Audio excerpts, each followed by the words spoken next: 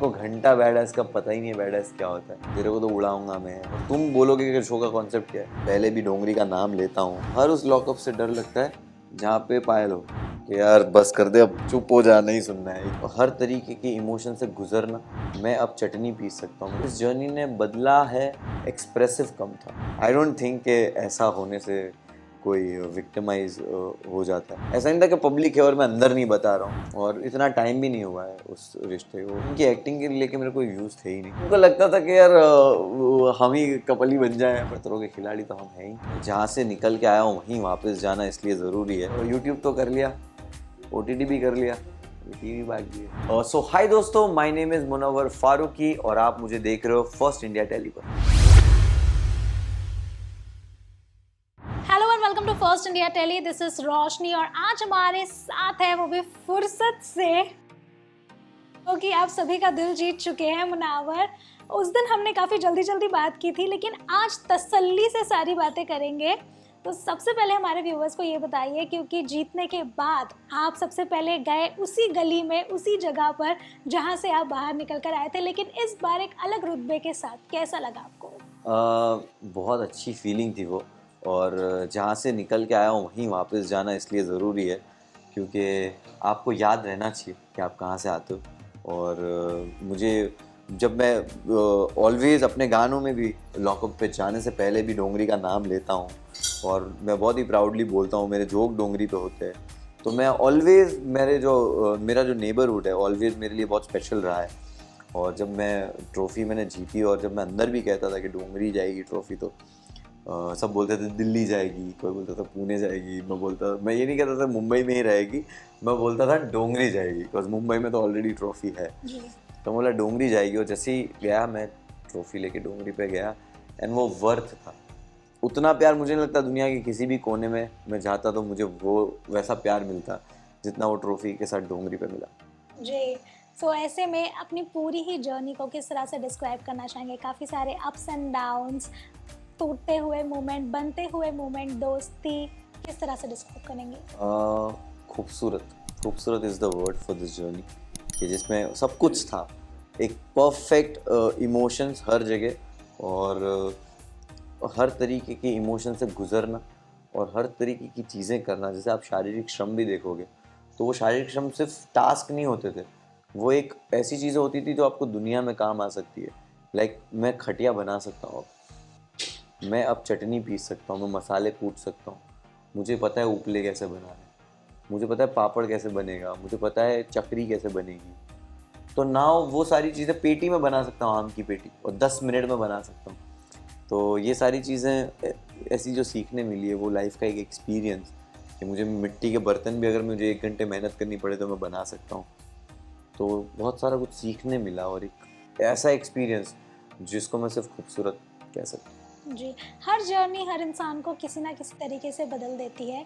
इस जर्नी ने आपको किस तरह से बदला? इस जर्नी ने मुझे मुझे इस जर्नी ने बदला नहीं है, मैं सेम इंसान ही हूँ, बट मुझे लगता है कि मैं एक्सप्रेसिव कम था। मुझे ये फील हुआ कि मैं एक्सप्रेसिव कम था अभी तक अपनी लाइफ में, और शायद मैं अभी ज़्यादा एक्सप्रेसिव हो जाऊँ। जी।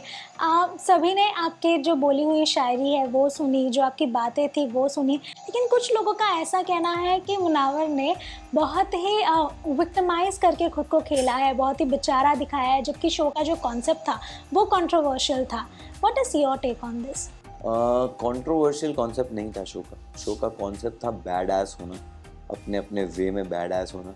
और जो इंसान ऐसा बोलता है कि तेरे को तो उड़ाऊंगा मैं, तू तो गई, तू देख ले, जीत के बता, ये बता, ये सब चीज़ें जो मैं बोलता था कि तुम्हारे को जीतने नहीं दूंगा, और टास्क में भी मैं जैसा 100% देता था। आई डोंट थिंक कि ऐसा होने से कोई विक्टिमाइज हो जाता है। अपनी बातें कहना, हर इंसान वहाँ पे अपनी बात कहने के लिए आया था। और जिस तरह की मैं शायरियाँ करता हूँ, तो शायरी विक्टिमाइज नहीं होने का सबूत है। मतलब शायरी तो आपको लिखना पसंद है और आप अच्छा लिख सकते हो, इसलिए आप करते हो। और रही बात अपनी कहानी की, अपनी की स्टोरी की, तो मैं बहुत अच्छे से उसको लेता हूँ। मैं ऐसा वो कोई मेरी लाइफ की कमी, स्ट्रगल नहीं बोलता हूँ। वो एक ऐसा दौर था जिससे गुजरना भी ज़रूरी था। और रही बात बैड एस की, तो इनको घंटा बैड एस का पता ही नहीं है बैड एस क्या होता है। बैडर्स वो होता है जो शो जीत के जाए, जी जो उनकी नाक के नीचे से शो ट्रॉफी उठा के लेके चला गया, वही बैडर्स है। वही बैडर्स है जिसको जनता ने सबके मिला के वोट करे। जी अब वो जो जनता है उसको पता है कि उस जनता से ज़्यादा कॉन्सेप्ट किसको पता है? तुम अंदर बैठे हो 14 लोग के सामने और तुम बोलोगे कि शो का कॉन्सेप्ट क्या है। शो का कॉन्सेप्ट क्या है वो ऑडियंस डिसाइड करेगी ना, मिलियंस बिलियंस में जो पूरी रात देख रही है जी वो डिसाइड करती है कि शो का कॉन्सेप्ट क्या है और उनको क्या मज़ा आया। तो बैड एज वही है ना कि अपन लास्ट तक टिके हुए और सबको उड़ा दिए। जी। तो ऐसे में कुछ लोगों का ये भी कहना है कि आपसे पूछा गया जब आप जिक्र कर रहे थे कि बाहर कोई है, लेकिन आपने कभी भी उनका नाम नहीं कहा या फिर ओपनली उसके बारे में बात नहीं की, लेकिन जिस दिन आप विनर बने और बड़ा सा धमाका, क्या ये आपकी स्ट्रैटेजी थी कि आपको इस तरह से रिवील नहीं करना है क्योंकि फिर आपको अंजलि और बाकी जो महिलाएं थी उनका सपोर्ट नहीं?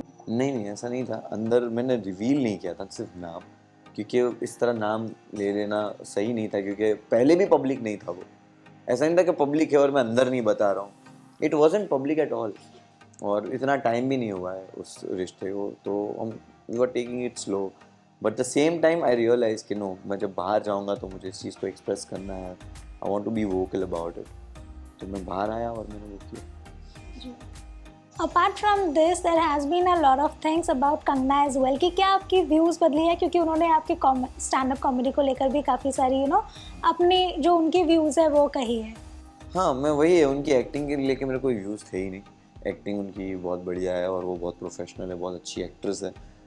जो भी होता है, हम किसी के आइडिया से हम थोड़ा डिसएग्री करते, बट डिसएग्री भी हम ऐसे नहीं करते कि I don't want to listen to you. मैं बहुत रिस्पेक्ट करता हूँ किसी के आइडिया की, और सेम टाइम आई एक्सपेक्ट कि मेरे आइडिया की भी कोई रिस्पेक्ट करे, मेरी आइडियोलॉजी की, मेरे ओपिनियंस की। तो ये बहुत ज़रूरी है और वो हम दोनों के बीच में था, जिसकी वजह से एक सक्सेसफुल शो में दो अलग अलग सोच वाले लोग भी इंटरेक्ट कर पा रहे थे और एक दूसरे को इज्जत दे पा रहे थे और एक दूसरे को सपोर्ट कर पा रहे थे। जी मुनावर, आपकी पूरे ही जर्नी में कभी भी आपको ऐसा लगा कि आप गलत कर रहे हैं किसी के साथ? बहुत बार ऐसा फील होता है कि आप टास्क में होते हो या आप गेम के पर्सपेक्टिव से सोचते हो कि आपको किसी को मैनिपुलेट करना पड़ेगा ताकि एक इंसान है जिस पे इफ़ेक्ट हो उसकी गेम पे इफ़ेक्ट हो। तो इस तरह की चीज़ें कभी कभी करनी पड़ती थी, बट मैं उस हद तक कभी नहीं गया कि मैं सोचूं कि यार मैंने गलत कर दिया। तो उस हद तक नहीं गया, थोड़ा थोड़ा जितना गेम के लिए ज़रूरी था उतना किया है। जी, आपके और अंजलि के जो फैंस हैं वो क्यों नाराज़ होते हुए नजर? उनको देखना, उनको लगता था कि यार हम ही कपल ही बन जाएं, बट ऐसा तो नहीं होता है यार, उसका भी वो लड़का बैठा हुआ है। तो वो थोड़े डिसअपॉइंट होंगे, बट वो धीरे धीरे फैंस है यार, at the and they will understand it कि हम दोनों के लिए, मेरे अंजलि के लिए क्या चीज़ बेहतर है, हम दोनों किस चीज़ में खुश है।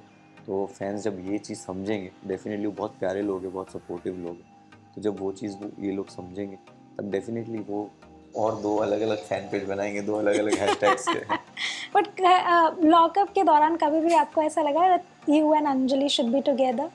नहीं, ऐसा कभी फील नहीं हुआ। जैसे मैंने कहा था, मैं बहुत प्रैक्टिकली सोचता हूँ, तो ऐसा कभी फील नहीं। Okay, तो अभी भी is everything all right between you guys? या नॉर्मल, हम दोस्त जैसे थे वैसे हैं। Okay, apart from this, एक फैन ने पूछा है कि मुनावर से पूछिएगा कि उनको कौन से लॉकअप से ज़्यादा डर लगता है? मुनावर को कौन से लॉकअप से ज़्यादा डर लगता है? ये तो बहुत ऑब्वियस आंसर है, बट इसका मैं ऑब्वियस आंसर ना दूँ, कुछ भलता आंसर दे दूँ। We would like to know both. मुझे हर उस लॉकअप से डर लगता है जहाँ पे पायल हो। तो आपको ऐसा लगता है कि पायल के साथ आप कहीं भी लॉकअप में सर्वाइव नहीं कर सकते? पायल के साथ तो मैंने आराम से सर्वाइव कर ली, तो उससे मजाक की बात है। डिफ़िकल्ट हो जाता है सर कि यार बस कर दे अब भाई, सोने चुप हो जा, नहीं सुनना है एक ही बात बार बार। इतनी लंबी चौड़ी हमारे गुजराती में कहावत है, चौड़ी न चिकणू करूँ, तो चौड़ी न चिकणू करवानी आदत बहुत खराब। Alright, कहीं ना कहीं पायल को ऐसा लग रहा था कि you were not the deserving candidate. What is your view on that? पायल के लगने से क्या होता है? आपके अलावा आपको किसकी जर्नी सबसे ज़्यादा इंस्पायरिंग लगी? मेरे अलावा मुझे सबसे ज़्यादा इंस्पायरिंग जर्नी साइशा की लगी। ऑलराइट, ओके, लास्टली के खतरों के खिलाड़ी 12 को लेकर काफ़ी ज़्यादा बज़ है। ऑल्दो जब तक फाइनल हम देख नहीं लेंगे तब तक आप भी कन्फर्मेशन नहीं देंगे, but we'd like to know कि have you been approach for it? मुझे मेरा मैनेजर फ़ोन ही नहीं उठा रहा है। 2 दिन हो गए मेरा मैनेजर फ़ोन ही नहीं उठा रहा है। मेरे को खबरें आ रही है, वो फ़ोन नहीं उठा रहा है। जब फ़ोन उठाएगा तो पता चलेगा। सो आपकी इच्छा है या नहीं है? बिल्कुल है, क्यों नहीं करेंगे? करने मिला, सब कुछ ठीक हुआ तो बिल्कुल करेंगे। फैंस को उम्मीदें रखनी चाहिए? फैंस को तो कुछ मैं कोई ना कोई ज़रिया ढूँढ ही लूँगा फैंस तक पहुँचने का। कहीं ना कहीं से तो मैं उनको दिखूँगा ही।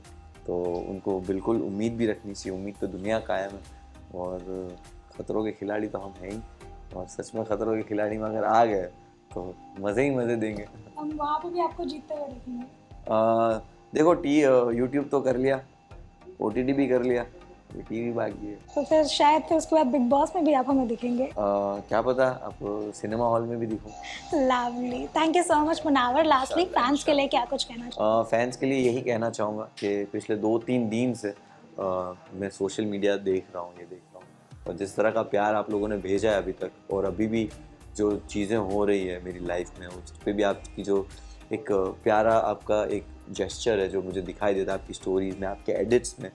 तो मुझे ऐसा लगता है कि जो इतने दिन मैं आपको एंटरटेन कर रहा था कंटेंट देके, आप मुझे अभी एंटरटेन कर रहे हो कंटेंट देके, उसी के एडिट्स बना के। Thank you so much for that. Thank you so much, Munawar, for joining with us on First India Tele. It was having a lovely conversation.